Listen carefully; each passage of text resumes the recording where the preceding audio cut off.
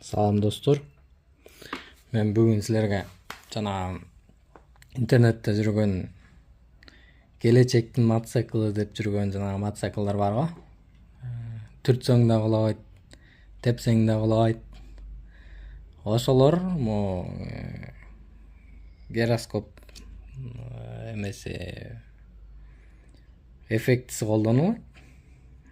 Ал эффектин азыр мен силерге кыскача кылып ушул моторчикке ушундай болванка туташтырдым. Азыр ошо менен силерге кичине болсо да түшүнүк берип кетем. Кантип иштейт?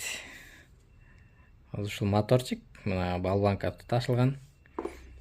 Силерге азыр токко сайып кандай болот көргөзүп берем. Ушинтип гироскоп аябай чоң скоростьтө ушинтип алгандан кийин аябай бир күчтүү болуп калат. Анан өзүнүн баягы салмагындагы кармаганга аракет кылат да булчу. Мисалы азыр күртетип атам. Күртеттим. Мына ушундай бир темпке тургандан кийин мисалы биз мотоциклга муну рамасына туташтырдык деп эсептейли. Анан ушул мотоциклди биз бир капталга түртсөк, ушинтип монтип оодарылат өзү, көрдүңөрбү? Ушинтип өзү туралайт. Мисалы азыр эки колго алып көргөзүп берейин. Мына эчтеке айлантпай элеми? Мына ушинткенде ушинтип өзү туралайт. Ушундай свойствосу бар.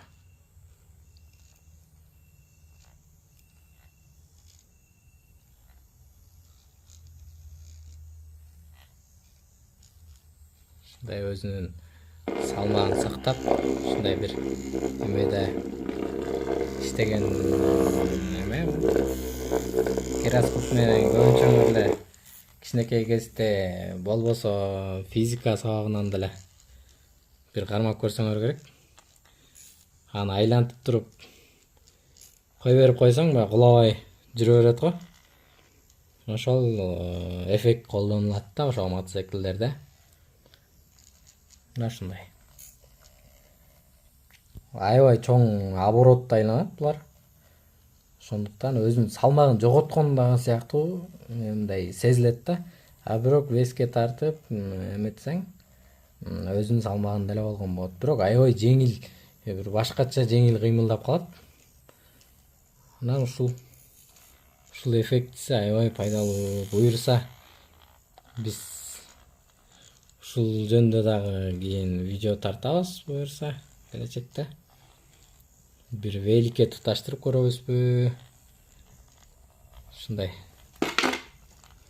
алдыда ушундай эффектилер болот, буюрса физиканын көптөгөн сырларын чогуу үйрөнүп ачабыз, буюрса. Каналга катталып, подписка кылып, коңгуроонду да басып койгула. Ошо, көрүшкөнгө чейин достор, ушундай эле кыскача видео болду азыр. Азыр башка да видеолорду биз даярдап атабыз. Буюрса, жакында видеолор дагы чыгат.